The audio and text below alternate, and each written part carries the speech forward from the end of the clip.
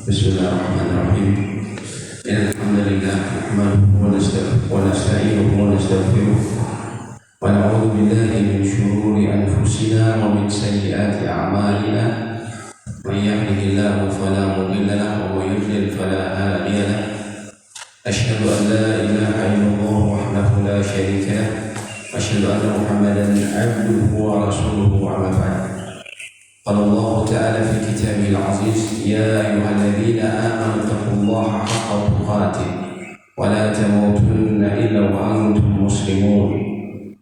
وقال جل شأنه: يا أيها الذين آمنوا اتقوا الله وقولوا قولا سديدا يصلح لكم أعمالكم ويغفر لكم ذنوبكم ومن يطع الله ورسوله فقد فاز فوزا عظيما. وبعد، فإن أصدق الحديث كتاب الله وخير الهدي هدي محمد صلى الله عليه وسلم وشر الأمور محدثاتها وكل محدثات بدعة وكل بدعة ضلالة وكل ضلالة في النار. Alhamdulillah rabbil alamin. Segala puji bagi Allah yang telah memberikan kita rezeki, yaitu berupa kesehatan dan juga taufik untuk sholat berjamaah, dan juga taufik untuk sama-sama menuntut ilmu agama. Suatu jalan yang disebutkan kita ketahui adalah dengannya Allah akan mempermudah jalan-jalan seseorang menuju surga, dan juga dengan menuntut ilmu Allah sebutkan mengenai keutamaan orang-orang yang kemudian memiliki ilmu tersebut dan berusaha mengamalkannya. Yarfa'illahu alladhina amanu minkum. Allah akan mengangkat derajat orang-orang yang beriman di antara kalian, walladzina utul ilma darajat, dan juga orang-orang yang memiliki ilmu. Allah angkat derajat mereka. Dan begitulah para ulama. Allah angkat derajat mereka walaupun mereka bisa jadi mereka dari sesuatu yang awalnya memiliki keterbatasan baik secara fisik ataupun secara kedudukan di masyarakat, ataupun mereka merupakan dari golongan yang rendah dari kalangan manusia seperti Asami Buddha. Namun dengan ilmu Allah tinggikan mereka. Allah tinggikan bangsa-bangsa di luar Arab. Allah tidak berikan kekhususan bagi bangsa Arab untuk menjadi bangsa yang utama, tidak. Akan tetapi Allah, Nabi SAW katakan, Inna Allah la yanzuru ila ajzamikum wa suwarikum. Sesungguhnya Allah itu tidak melihat kepada tubuh kalian dan rupa-rupa kalian, walakin yanzuru ila ma fi qulubikum. Akan tetapi Allah, akan tetapi Allah melihat apa yang ada di dalam hati-hati kalian.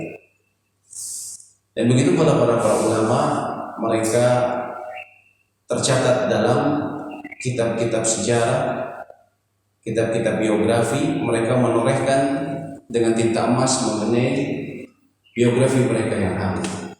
Dan alhamdulillah pada pagi ini insya Allah kita akan berbicara mengenai para ulama-ulama yang kemudian membentuk ilmu fikih ini, membentuk ilmu fikih yang akan kita pelajari. Kita telah sebutkan bahwasanya di antara para sahabat, mereka bersemangat dalam menyebarkan ilmu, terutama ketika Nabi SAW mulai mengutus utusan-utusan. Ada yang Nabi SAW utus ke Yaman, ada yang utus juga ke negeri-negeri lain. Lalu diteruskan oleh antara Umar bin Khattab. Beliau mengutus para sahabat untuk mengajarkan manusia di tempat-tempat yang baru dibuka, yang baru kemudian memeluk Islam. Di antaranya adalah Abdullah bin Mas'ud radhiyallahu taala anhu. Beliau oleh Nabi SAW diutus ke negeri Kufah, yaitu negeri Irak yang berada di atas dari Jazirah Arab. Dan dari beliau pula dibangunlah 3 madrasah terbesar dari sahabat. Jadi kalau kita bilang apakah para sahabat menyebarkan ilmunya ke berbagai negeri, betul. Hanya saja kemudian yang menjadi kuat, yang kita bahas di sini adalah yang kemudian membentuk mazhab-mazhab fikih, setidaknya ada 3. Bagaimana telah kita sebutkan, ada di kota Mekah, Madinah, dan Kufah. Dan pada pagi ini kita akan berbicara mengenai insya Allah bagaimana terbentuknya salah satu madhab yang fikih yang paling senior, yaitu madhab Hanafiyah yang antara lain pendidikan oleh Imam Abu Hanifah An-Nu'man ibn Thabit. An-Nu'man ibn Thabit atau Abu Hanifah. Hanifah ini antara lain ada yang menyebutkan asal kata Hanifah adalah nama dari tempat tinta dalam bahasa Arab bagian Irak. Irak ini di Jazirah Arab bagian utara. Disebut utara ke arah timur. Hanifah disebut sebagai tempat tinta karena beliau kerap membawa tempat tinta. Abu Hanifah nanti akan kita bicara mengenai biografi beliau. Hanya saja yang perlu kita ketahui, beliau kemudian memiliki madhab fikih yang kemudian sekarang diikuti begitu banyak kaum muslimin di seluruh dunia.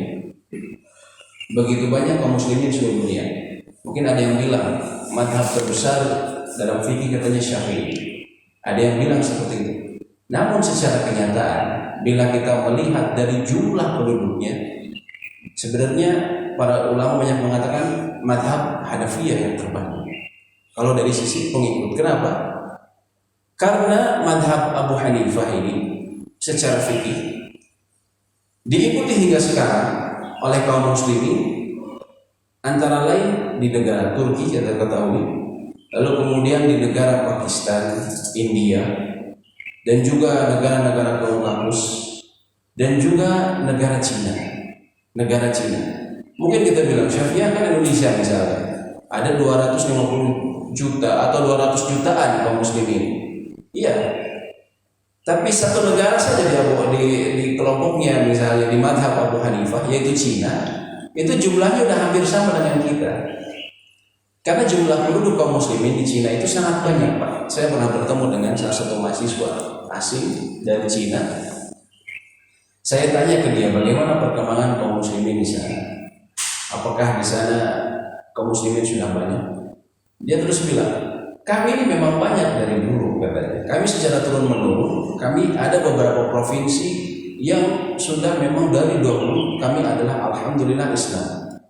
Saya tanya apakah Uighur? Bukan, Uighur ya Uighur. Tapi dalam bagian Cina yang lain, karena orang Uighur biasanya nggak mau diakui sebagai orang Cina. Saya pernah ketemu juga orang Uighur, dia nggak mau diakui sebagai orang Cina. Dia merasa bangsa yang berbeda. Ada pun yang Cina, dia juga memiliki provinsi-provinsi yang banyak secara asalnya dia kaum muslimin. Dia bilang kami memang minoritas di Cina, tapi kan Anda tahu di Cina ini jumlah penduduknya berapa? 1 miliar. Jadi minoritasnya itu sama dengan penduduk Anda sekitar 200 jutaan. Jadi penduduk kami itu kata dia kaum muslimin itu 200 jutaan di Cina.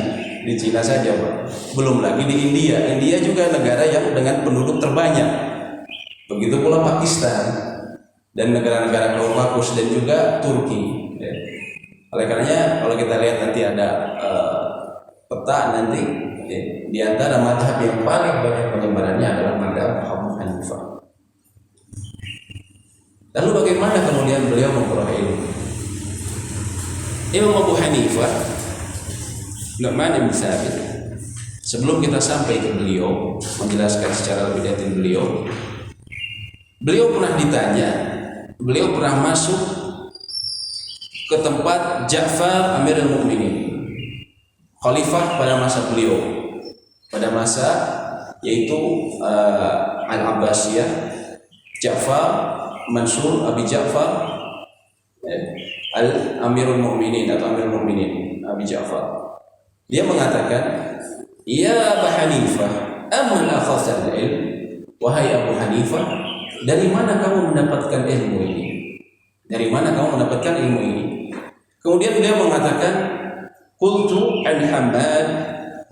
Aku katakan, aku mengambil ilmu dari seorang yang bernama Hammad, an Ibrahim, yang Hammad mengambil ilmu dari Nakh'i, Ibrahim an-Nakh'i, wa an Umar bin Khattab, wa an Ali bin Abi Thalib, wa Abdullah bin Mas'ud, wa Abdullah bin Abbas. Yang Ibrahim an-Nakh'i mengambil ilmu dari Umar bin Khattab, Ali bin Abi Thalib, Abdullah bin Mas'ud dan Abdullah bin Abbas. Silsilahnya seperti ini atau urutannya seperti ini, Pak. Yang paling utama di atas beliau, yang paling dekat sama Nabi SAW adalah Abdullah bin Mas'ud radhiyallahu taala anhu. Lalu kemudian ada Ibrahim An-Nakha'i.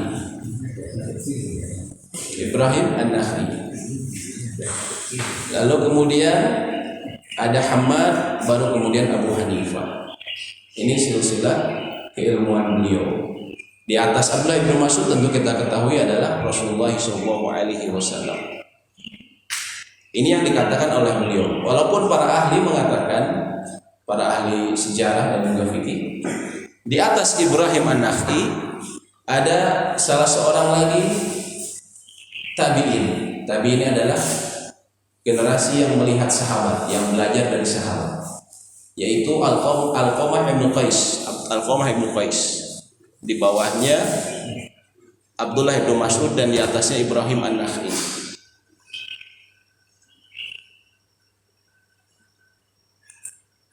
Kita lihat ini negeri Kufah. Ini zaman penaklukan pada zaman Abu Bakar yang hijau muda ini. Kemudian zaman Umar adalah yang hijau tua. Yang warna ungu adalah penaklukan pada zamannya Utsman, dan warna merah tua itu adalah coklat, penaklukan pada Ali bin Abi Thalib. Pada zaman kekuasaan Umar bin Khattab, beliau mengutus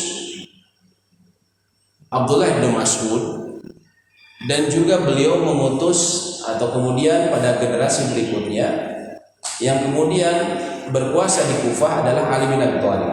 Jadi ada dua sahabat yang waktu itu mereka mengajarkan kaum muslimin di Kufah. Hanya saja Ali bin Abi Thalib beliau sibuk dengan pemerintahan.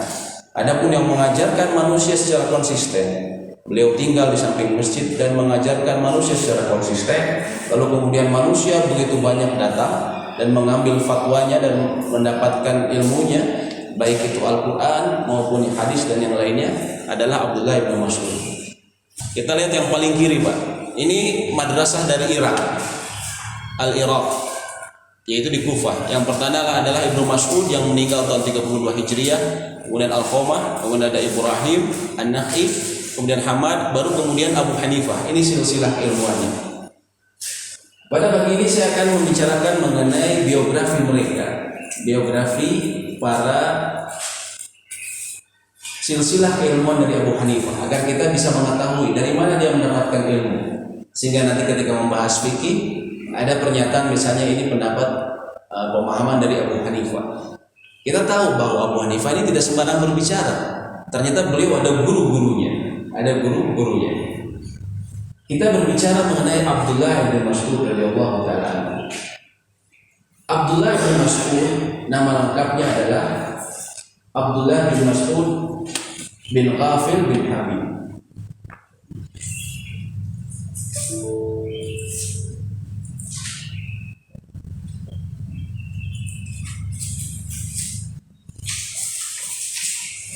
Abdullah bin Mas'ud adalah Abdullah bin Mas'ud bin Ghafil bin Habib. Disebut sebagai mempunyai nama kunyah karena memang di antara kebiasaan orang Arab dan juga disebutkan para ulama merupakan sunnah mereka menggunakan nama kunyah, yaitu nama yang dinisbatkan dengan kepada anaknya. Beliau sebagai Abu Abdurrahman Al-Hudli Al-Hadani Al-Makki. Beliau Abu Abdurrahman. Dia secara fisik dia bukan merupakan orang Arab yang kita lihat misalnya tinggi, besar, ganteng. Beliau tidak. Beliau dikatakan orang yang pendek lagi kurus. Orang pendek lagi kurus. Kemudian betisnya sangat kecil dan berkulit agak hitam.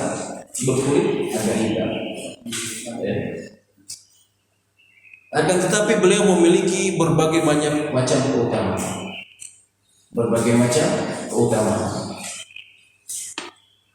Di antaranya beliau termasuk as-sabiqun al-awwalun, orang yang pertama masuk Islam. Bahkan dikatakan Abdullah bin Mas'ud ini adalah orang yang keenam masuk Islam. Bayangkan Pak, sepanjang ini 1400 tahun ada berapa miliar kaum muslimin? Ini orang ke-6 yang masuk Islam. Orang ke-6 yang masuk Islam. Dan kisah Islamnya dimulai ketika beliau suatu saat masih pemuda. Beliau mengembala kambing, salah seorang penduduk dari kota Mekah. Lalu kemudian melewatlah Nabi SAW bersama sahabat yang mulia Abu Bakar As-Siddiq. Beliau saat itu mendapat penekanan dari orang Quraisy sehingga beliau kemudian menyingkir sedikit ke pinggir kota. Lalu beliau kehabisan bekal. Lalu beliau berkata kepada Abdullah bin Mas'ud yang saat itu belum masuk Islam. Beliau mengatakan, hal indaka min jaz'atin lam yanzi 'alaiha al-fahm. Apakah kau punya seekor kambing yang belum pernah dibuahi atau dikawini oleh yang jantan? Kambing betina yang belum pernah dikawini oleh yang jantan. Mungkin kira-kira usia 8 atau 9 bulan kata beliau. Kemudian Abdullah bin Mas'ud mengatakan, "Na'am. Ya, saya punya, akan tetapi saya ini orang yang diamanahi untuk menjaga kambing ini. Berikan saja." Kemudian diberikan anak kambing tersebut. Tentunya anak kambing yang usia 9 bulan yang belum dikawini oleh jantan, dia tidak memiliki susu, Pak, karena dia belum akan memiliki anak. Tapi kemudian Nabi SAW minta diberikan. Lalu beliau mengusap puting susu dari kambing tersebut. Lalu beliau berdoa. Ada yang mengatakan beliau berdoa dengan Bismillah. Lalu kemudian diusap. Kemudian Abu Bakar mengambil sebuah batu yang agak besar sebagai tempat untuk mengeluarkan susunya, untuk memudahkan memerah. Akhirnya beliau memerah dan ternyata keluar susu dan beliau kemudian meminum dari susu tersebut dan diberikan juga kepada Abu Bakar. Abdullah bin Mas'ud keheranan, bagaimana hewan yang seharusnya tidak mengeluarkan susu bisa mengeluarkan susu. Kemudian setelah itu Nabi SAW mengatakan, setelah beliau selesai, beliau mengatakan sambil mengusap, menyusutlah. Maka tiba-tiba si puting yang tadi tiba-tiba berisi susu kembali menyusut seperti semula. Itu di antara mukjizat Nabi SAW. Lalu kemudian Abdullah bin Mas'ud mengatakan, "Ya Rasulullah, wahai Rasulullah, ajarkan kepada saya doa tadi yang Anda bacakan." Lalu kemudian Nabi SAW mengatakan, "Innaka gulam mu'allim." Sesungguhnya engkau adalah seseorang anak muda yang akan memiliki banyak ilmu. Semacam didoakan bagi Abdullah bin Mas'ud. Maka dari situ beliau kemudian tertarik dan mengikuti dakwah Nabi SAW dan kemudian masuk Islam. Beliau dikatakan orang yang ke-6 masuk Islam, as-sabiqun al-awwal. Dan tadi didoakan menjadi ahli pengajar. Beliau lahir kira-kira sekitar 30 tahun sebelum hijrah. 30 tahun sebelum hijrah Nabi SAW. Dan beliau pernah hijrah ke kota Habasyah atau ke negeri Habasyah di Afrika, tempatnya Raja Najasyi. Dan juga beliau ke Madinah, beliau hijrah. Ya, beliau juga turut berjihad dalam berbagai peperangan, dan diantaranya adalah di perang Badar. Dan beliaulah yang membunuh Abu Jahal. Jadi musuh kaum muslimin yang terkenal itu dibunuh oleh beliau. Setelah sebelumnya dijebak atau dilukai terlebih dahulu oleh 2 orang kembar atau 2 orang saudara yang masih remaja, lalu dari kalangan sahabat. Lalu kemudian yang membunuhnya, mengeksekusi Abu Jahal adalah beliau, Abdullah bin Mas'ud. Kemudian di antara keutamaan beliau juga, beliau adalah orang yang pertama kali membaca Al-Quran secara jahar di kota Mekah. Karena beliau adalah termasuk ahli Quran. Beliau mengatakan, "Aku mengambil 70 surat langsung dari mulutnya Nabi SAW." Maksudnya yang mengajarkannya, talqin itu adalah Nabi SAW langsung kepada beliau, kepada Abdullah bin Mas'ud. Dan beliau orang yang pertama kali membaca Al-Quran di Mekah, yaitu di samping Masjidil Haram. Pada saat itu kaum muslimin masih menguasai Masjidil Haram. Beliau membaca surat Ar-Rahman. Kaum musyrikin yang mendengar beliau membaca, mendengarnya. Pertamanya mereka mendengar dan menikmati karena Al-Quran ini secara sastra merupakan sastra yang sangat tinggi, sangat indah. Maka mereka mendengarkan, lalu setelah mendengarkan mereka memukuli Abdullah bin Mas'ud. Mereka hajar habis-habisan Abdullah bin Mas'ud. Beliau juga adalah orang yang sangat dekat dengan Nabi Shallallahu Alaihi Wasallam.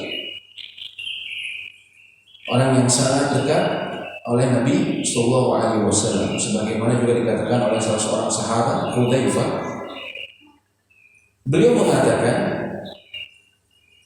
"Ma'arifu ahadan aqrama santan wa hadiyan wa dalan bi Nabi Shallallahu Alaihi Wasallam min abi ummi abdi." Tidaklah aku menemui orang yang mengetahui sangat dekat dengan Nabi SAW dan menetapi, maksudnya membarangi beliau SAW, serta menerapkan dengan petunjuk Nabi Muhammad SAW lebih daripada Ibnu Ummi Abdin. Ibnu Ummi Abdin itu adalah julukan untuk Abdullah bin Mas'ud. Ibnu Ummi Abdin.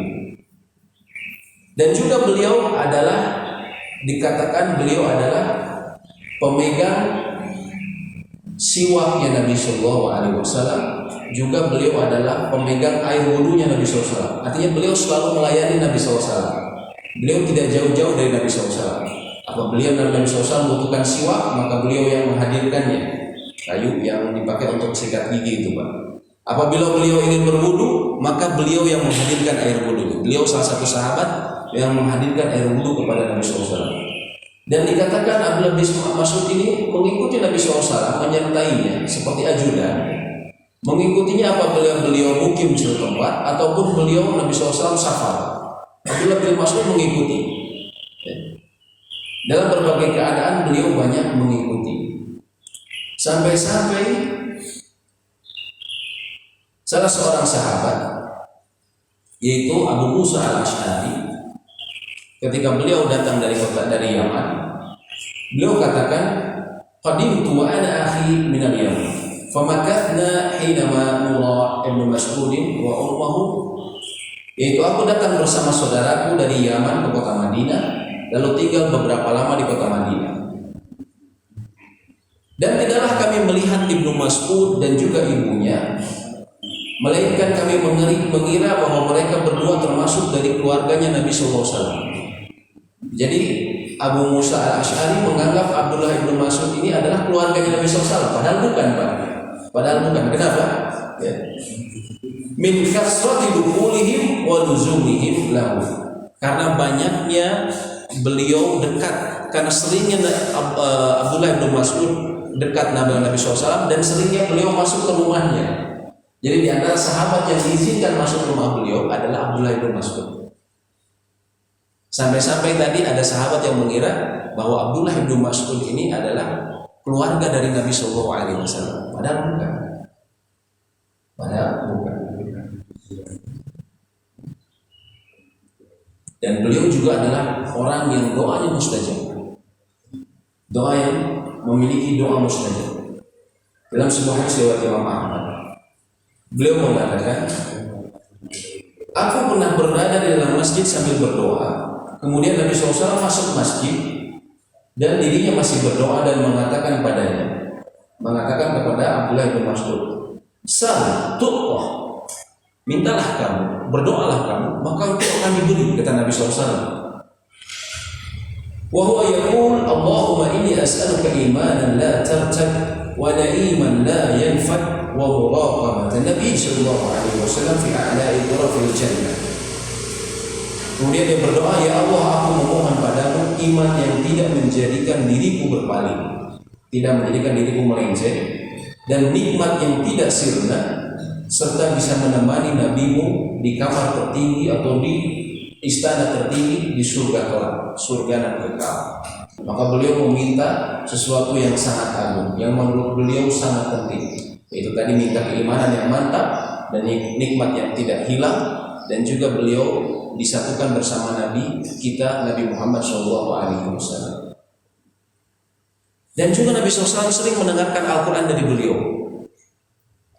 Beliau sering mengatakan, "Iqra' alayya bacakanlah kepadaku wahai Abdullah bin Mas'ud. Maka beliau membacakan, ya Rasulullah, bukankah Al-Quran ini diturunkan kepada Anda?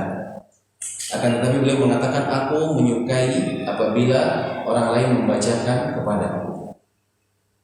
Orang lain membacakan kepadaku.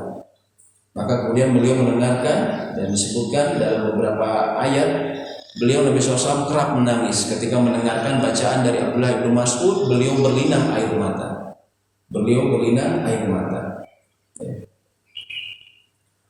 Dan bila berbicara mengenai keilmuan beliau, juga tentunya tidak diragukan, karena beliau selalu menemani Nabi SAW. Dan dikatakan bahwa beliau adalah orang yang sangat dekat, tertalaki langsung dengan Nabi SAW. Beliau juga adalah tadi pembawa sendal dan siwak dan air wudhu Nabi SAW, dan itu sangat terkenal. Sampai salah seorang dari kalangan tabi'in, Alqamah, dalam hadis riwayat Bukhari dan Muslim dikatakan beliau pernah masuk negeri Syam. Negeri Syam itu di utara dari Jazirah Arab.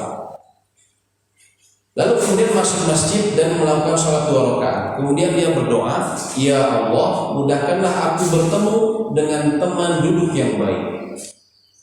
Kemudian aku melihat seorang tua yang mendatangiku, kata Alqamah. Ketika sudah dekat, aku berkata dalam hati, semoga ini doa tadi yang aku panjatkan, yaitu ketika minta ada teman duduk yang baik, yang soleh. Allah telah kabulkan katanya. Ketika dia berada di hadapanku, dia bertanya, min aina anta? Dari mana kamu berasal? Dia menjawab, minal Kufah, saya dari Kufah. Kemudian dirinya lantas mengatakan, orang tua tadi, bukankah ada di tengah-tengah kalian pemilik 2 sendal, sejadah, siwak serta tempat bersuci? Maksudnya bukankah di antara kalian yang memegang dahulu 2 sendal Nabi SAW dan juga tempat bersuci beliau? Bukankah ada di tengah-tengah kalian seseorang yang telah terjaga dari setan dan juga pemegang kunci rahasia yang tidak diketahui oleh lainnya? Kemudian bukankah dia telah, Nabi SAW pernah membacakan surat-surat langsung, mengajarkan orang tersebut yang ada di Kufah tadi, bacaan surat-surat dalam Al-Quran langsung dari mulutnya Nabi SAW. Maka orang tua tersebut mengulang kalimatnya sampai-sampai seakan mengusirku untuk pulang ke negeriku, kata Alqamah. Sampai-sampai dia seperti mengusirku untuk kembali ke negeri. Maksudnya Alqamah ini datang ke Syam, ingin belajar agama. Dia minta doa, minta teman duduk yang soleh, ingin belajar agama. Ketika tadi ada orang tua datang, dia merasa, oh ini doa saya terkabul. Tapi ternyata orang ini bertanya, kamu dari mana? Dari Kufah. Kenapa kamu kesini? Seolah-olah dia ngomong, kenapa kamu kesini? Padahal di tempat kamu itu ada pemilik 2 sendal, yang memegang sendalnya Nabi SAW, yang memegang siwaknya Nabi SAW, yang memegang tempat wudhunya, yang memegang kunci rahasia, yang pernah belajar Quran langsung dari bibirnya Nabi SAW. Nabi SAW langsung talaki langsung, atau beliau langsung talaki dari Nabi SAW. Subhanallah. Artinya kamu nggak usah jauh-jauh ke sini, ambil saja di sana, seolah-olah mengatakan seperti itu. Ini menunjukkan keutamaan Abdullah bin Mas'ud. Maka benarlah bahwa kemudian Allah meninggikan derajat Ibnu Mas'ud, walaupun beliau secara fisik, bahkan beliau tadi memiliki, kita sebutkan, betis yang sangat kecil. Disebutkan secara khusus, Pak, karena dalam sebuah riwayat hadis beliau pernah diperintahkan mengambil sesuatu ke atas pohon, yaitu kalau tidak salah pohon kurma. Ketika naik, tersingkaplah betisnya yang sangat kecil. Lalu para sahabat kemudian mentertawakan betisnya yang sangat kecil tadi. Lalu kemudian Nabi SAW mengatakan, kenapa kalian tertawa? Kenapa kalian tertawa? Betisnya yang sangat kecil tersebut, itu wallahi, demi Allah, lebih berat timbangannya nanti di hari akhir dari sisi pahalanya daripada beratnya gunung Uhud. Subhanallah. Kata Nabi SAW, betisnya yang kecil tadi yang ditertawakan kelak akan menjadi ketika dihitung beratnya dari sisi amalannya itu bakal lebih berat daripada gunung Uhud, kata Nabi SAW. Subhanallah. Dan ashabul awwalun kita ketahui dalam surat At-Taubah, mereka merupakan orang-orang yang telah dijanjikan surga. Radhiyallahu anhum wa radhu'an. Allah ridho terhadap mereka dan juga mereka ridho terhadap apa yang Allah berikan. Subhanallah. Dan Abdullah bin Mas'ud adalah salah seorang sahabat yang termasuk as-sabiqun al-awwalun. Dan banyak lagi kisah-kisah mengenai Abdullah bin Mas'ud, mengenai keilmuan beliau. Dan di antara juga mengenai keilmuan beliau mengabarkan, bukan untuk menyombongkan diri, beliau mengabarkan, wallahi alladzi la ilaha ghairu, demi Allah yang tiada ilah yang berhak disembah selainnya, ma unzilat surat min kitabillah, tidaklah turun sebuah surat dari Al-Quran, dari kitab Allah, ila an a'lamu aina nuzila, kecuali aku tahu di mana diturunkan ayat tersebut. Di mana diturunkan ayat tersebut? Itu asbabun nuzulnya, tahu di mana diturunkannya. Apakah juga di Mekah atau Madinah? Karena ini nanti pengetahuan mengenai turunnya ayat itu akan berpengaruh dalam menentukan masalah-masalah hukum. Itu dia memiliki faktor yang mendukung dalam merumuskan suatu hukum. Mengetahui di mana turunnya sebuah ayat. Wala unzilat ayatun min kitabillahi ila an a'lamu fima unzilat. Dan juga tidaklah sebuah surat dalam Al-Quran turun kecuali aku tahu kenapa turun ayat tersebut. Ya termasuk asbabun nuzul juga. Kecuali aku tahu apa sebabnya ayat tersebut diturunkan. Walau a'lamu ahadan a'lamu minni bi kitabillah tablaghul ibil la ataitu. Apabila aku tahu ada orang yang lebih memahami Al-Quran dibandingkan aku dan tempat tersebut bisa didatangi dengan unta, maka aku akan mendatangi, kata beliau. Dalam hadis lain beliau mengatakan, atau dalam athar lain beliau mengatakan, wallahi laqad akhadtu min fi Rasulullah sallallahu alaihi wasallam, demi Allah aku telah mengambil dari mulut Nabi SAW langsung, mendengar dari mulut Nabi SAW langsung, ba'da min sab'ina surah, sejumlah 70 surah. Beliau kemudian mengatakan, wallahi demi Allah, laqad alima ashabun Nabi sallallahu alaihi wasallam, sesungguhnya para sahabat Nabi sallallahu alaihi wasallam telah mengetahui, anni min a'lamihim bi kitabillahi wa ana bi khairihim. Para sahabat Nabi SAW mengetahui bahwasanya aku adalah orang yang paling berilmu di dalam kitabillah, di dalam Al-Quran, namun aku bukan yang terbaik di antara mereka. Subhanallah. Beliau bukan ingin menyombongkan, beliau hanya ingin mengabarkan bahwa memang beliau orang yang di antara orang yang paling paham dalam Al-Quran. Dan beliau kemudian bertawadhu, merendahkan hatinya dan mengatakan, namun saya bukan orang yang terbaik di antara mereka. Bukan orang yang terbaik di antara mereka. Oleh karenanya Imam Ad-Dhahabi, ulama yang hidup ratusan tahun setelah beliau, yang menulis kitab-kitab mengenai biografi para sahabat dan juga para ulama-ulama setelahnya, beliau menyebutkan mengenai Ibnu Mas'ud, dikatakan beliau terhitung dalam barisan para jenius yang sangat cerdas di kalangan para ulama sahabat. Jadi sahabat ini kalau bisa dibilang secara ilmunya dia adalah ulamanya ulama, tapi di antara sahabat ada juga yang lebih tinggi lagi secara keilmuan. Jadi di antara sahabat ini ada juga yang kalangannya ilmunya lebih tinggi, dianggap sebagai ulama sahabat. Kata Ad-Dhahabi, dia adalah di antara barisan yang para jenius yang sangat cerdas. Dirinya sangat banyak meriwayatkan hadis dari Nabi SAW. Sangat banyak meriwayatkan hadis dari Nabi SAW. Ini adalah Abdullah bin Mas'ud. Dari Abdullah bin Mas'ud kemudian beliau mengajarkan ilmu antara lain kepada Al-Qamah.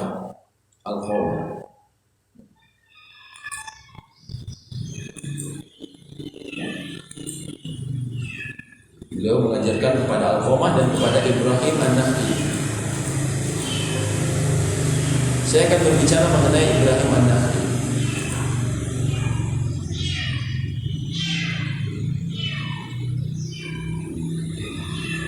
Ibrahim An-Nakhai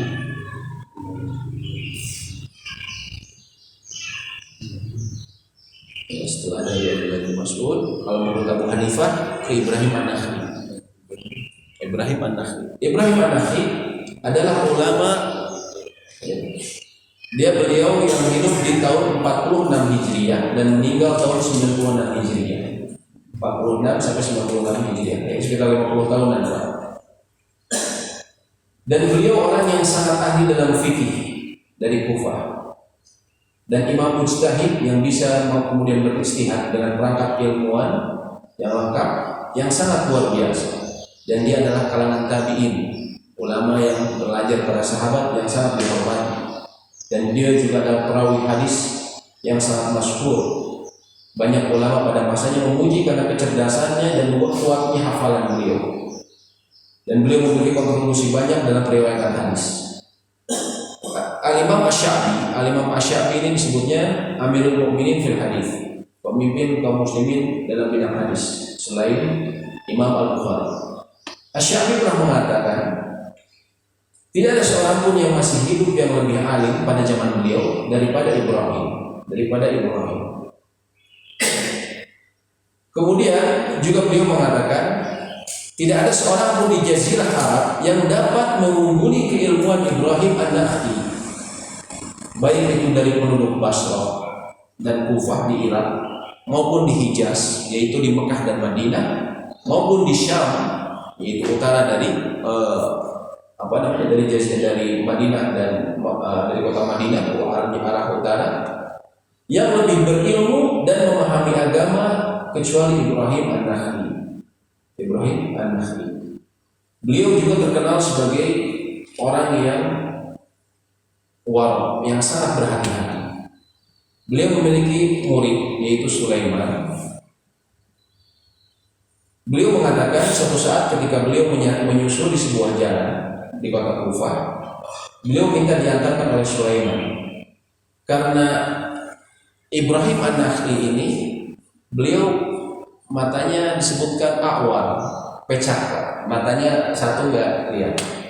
Adapun Sulaiman matanya penglihatannya kurang baik. Jadi dua-duanya kurang baik, cuman Sulaiman lebih baik dibandingkan Ibrahim An-Nakhai. Kemudian beliau mengatakan, wahai Sulaiman, bisakah kamu lewat jalan yang berlainan dengan saya? Sebab aku khawatir bila kita melewati jalanan akan ada orang yang mencela kita, yaitu ada orang yang buta sebelah menuntun orang yang lemah pandangannya. Yang satu buta sebelah, yang satunya lagi yang lemah pandangannya. Ini saling menuntun, nanti akan ditertawakan orang.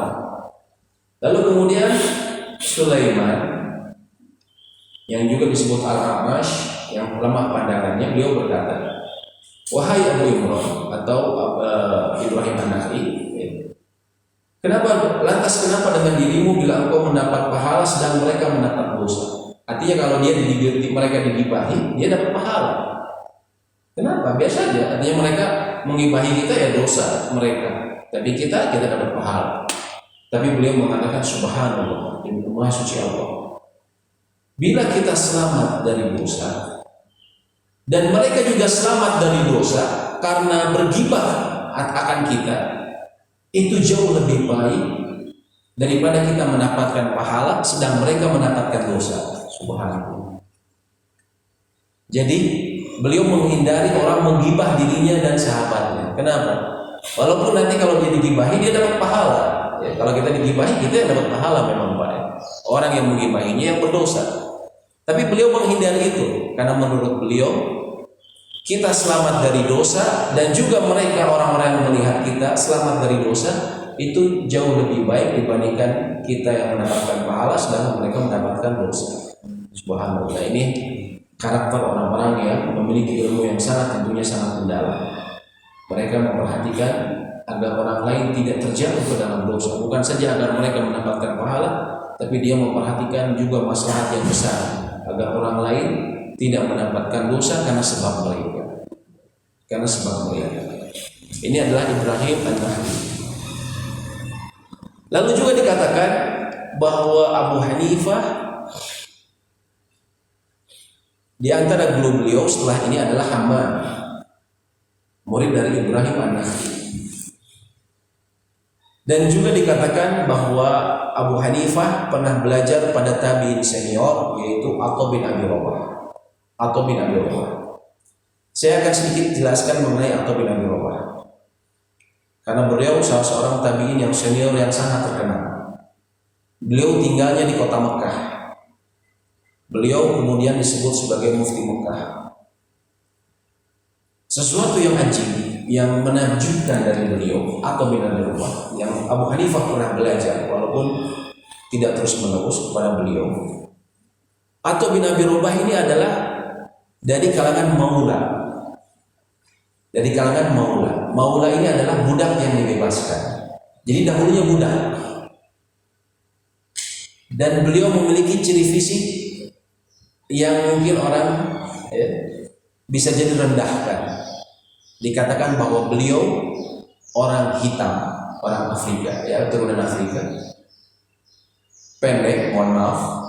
Berambut keriting seperti kismis, ya, orang Afrika kan keritingnya seperti itu, Pak.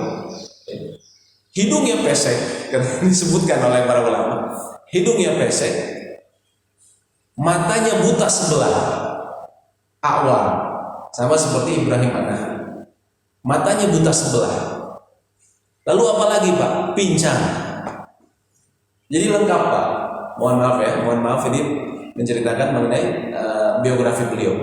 Beliau hitam, pendek, rambutnya keriting banget kayak ya orang Afrika, buta sebelah, lalu kemudian pesek. Secara fisik juga beliau kakinya pincang. Beliau mantan budak lagi, Pak. Kalau mungkin kalau dibilang, kalau misalnya dalam strata masyarakat sebagai strata terendah, Pak, ya, dari kalangan budak. Akan tetapi karena karena beliau menuntut ilmu dengan ikhlas, beliau belajar dari para sahabat, maka Allah tinggikan derajat beliau. Beliau tinggikan derajat beliau. Di antara, dan beliau juga memiliki ibadah yang sangat kuat, ya, yang beliau terkadang habiskan setengah Al-Quran. Ketika tua beliau hampir habiskan setengah Al-Quran dalam 2 rakaat saja. Dan juga beliau dikatakan, beliau adalah seseorang yang pernah salah seorang khalifah, pemimpin kaum muslimin pada zaman beliau, yaitu Sulaiman.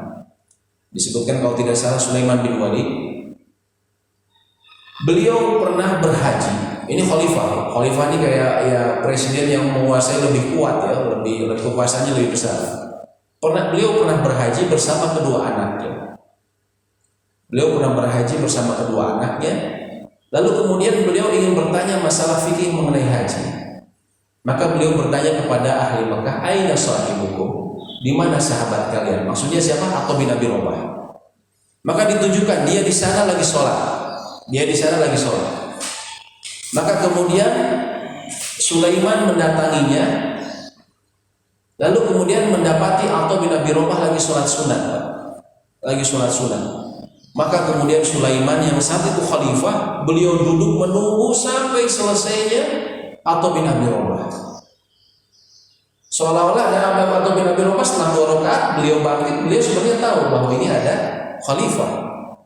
Tapi beliau seolah-olah khusyuk dengan ibadahnya. Sehingga 2 anak dari khalifah ini bertanya, "Ini kok orang seperti itu merendahkan kita? Tidak menghormati padahal kita khalifah." Terus saja sibuk khusyuk dengan ibadahnya.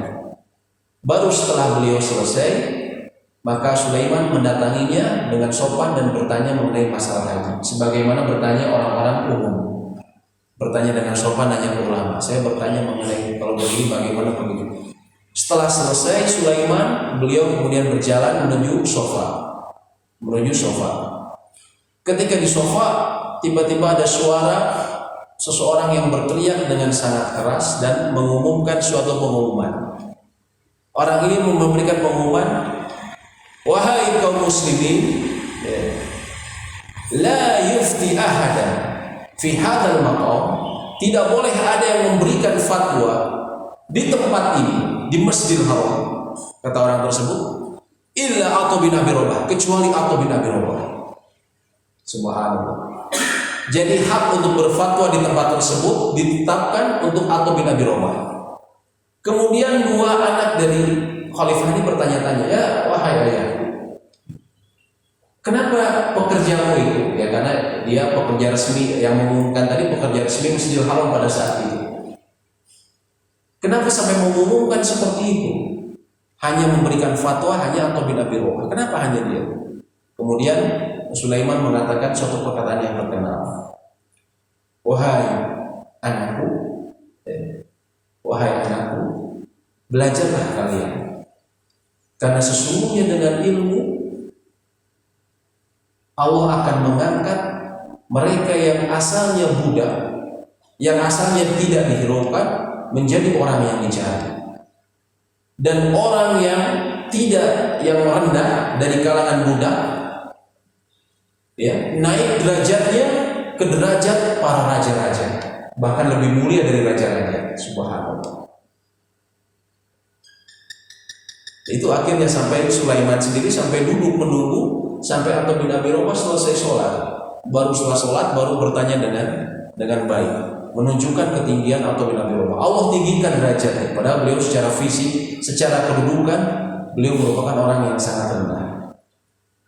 Atha bin Abi Rabah. Dan barokahnya ilmu Atha bin Abi Rabah ini, Pak, subhanallah, itu sampai ke generasi kita, Pak. Sampai ke generasi kita, benar-benar sampai. Punten misalnya, Pak Bambang haji tahun berapa? 2003. Bapak tahun berapa? 2004. Waktu itu jemaah haji Indonesia waktu lempar jumroh sudah ada urutan waktu nggak, Pak? Kita dikasih waktu jam berapa? Ada urutan waktu ya? Jam berapa Bapak ada? Jam 7 pagi. Bapak ya? Jam 7. Dahulu para ulama, Pak, menetapkan waktu paling afdol untuk lempar jumroh adalah setelah zawal, setelah matahari tergelincir, yaitu pada zuhur. Itu adalah waktu afdol dan memang disebutkan dari Rasulullah seperti itu. Dan itu yang terjadi bertahun-tahun. Sampai kemudian manusia semakin banyak, kaum muslimin semakin banyak dan memiliki kemampuan untuk berhaji. Sedangkan Jamarot, tempat untuk melempar jumroh, kita ketahui itu saja, tidak bertambah lebar dan tidak apa. Walaupun sekarang alhamdulillah sudah 4 lantai, ya, tapi tempatnya masih itu saja. Bayangkan semakin banyak manusia, jutaan orang, kemudian melempar pada waktu yang bersamaan, apa yang terjadi? Dan itu yang terjadi, Pak, puluhan tahun yang lalu. Pemerintah Saudi Arabia itu kebingungan luar biasa. Mereka beristihad, bagaimana caranya ini memecahkan permasalahan korban jiwa yang terjadi di lempar jumroh. Jadi selalu ada korban jiwa, Pak. Ada orang meninggal ketika lempar jumroh. Ketika orang lempar jumroh, jutaan orang, bayangkan, bisa sampai 5 juta, 3 juta atau 5 juta. Satu tempat, kita tidak pernah melihat manusia berkumpul pada satu tempat begitu banyak kecuali haji. Kecuali haji semua mata itu orang semua. Akhirnya gimana bicaranya? Pemerintah Saudi bingung. Kita tahu, apalagi pemerintah Saudi adalah negara yang memiliki ulama-ulama yang diketahui memiliki komitmen untuk berpegang pada sunnah Nabi SAW. Bagaimana caranya supaya ini terselesaikan? Tidak ada korban jiwa dalam lempar jumroh. Sedangkan kita tahu bahwa lempar jumroh itu waktunya adalah zawal. Akhirnya dicari pendapat ulama-ulama. Ternyata ada pendapat ulama yang dianggap sah, dahulu dianggap ganjil, namun juga ini pendapat yang paling cocok. Alhamdulillah ada penjelasan dari Atha bin Abi Rabah dalam kitab-kitab bahwa diperbolehkan di waktu lain. Akhirnya sejak itu pemerintah Saudi menerapkan pembagian waktu, Pak. Dan alhamdulillah dari sejak itu korban jiwa pada lempar jumroh akhirnya alhamdulillah sangat bisa ditekan. Itu dari siapa? Barokahnya ilmu Atha bin Abi Rabah. Subhanallah. Kita dapat generasi kita berkahnya ilmu beliau. Mereka dulu para ulama kebingungan bagaimana kita memecahkan. Sedangkan disebutkan dalam kitab-kitab fikih dan juga hadis-hadis bahwa beliau zawal, setelah zawal. Akan tetapi ternyata Atha yang juga dikenal sebagai ulama yang sangat mumpuni dalam masalah haji, muftinya Masjidil Haram, beliau mengatakan diperbolehkan di waktu lain. Dan tentunya ucapan beliau menjauhkan diri dari hawa nafsu. Pasti beliau memiliki jalur dari sahabat yang, dan juga sahabat pasti memiliki penjelasan dari Nabi SAW mengenai hal tersebut. Ya itulah barokahnya ilmu dari seorang mantan budak yang kita ketahui memiliki fisik yang mungkin orang melecehkan, akan tetapi dengan barokahnya ilmu, bahkan kita yang hidup 1400 kemudian kita mendapatkan berkah dari ilmu itu sendiri. Demikian penjelasan yang bisa kami sampaikan mengenai guru-guru silsilah keilmuan dari Al-Imam Abu Hanifah radhiyallahu taala anhu. Kan sebagian ulama juga mengatakan Abu Hanifah ini radhiyallahu taala anhu atau rahimahullah, semoga Allah merahmatinya. Kita sebutkan agar kita bisa mengetahui bagaimana para ulama dahulu mendapatkan ilmu dan juga bagaimana tingginya keilmuan dan juga ibadah mereka. Demikian yang bisa kami sampaikan. Apabila ada pertanyaan atau diskusi,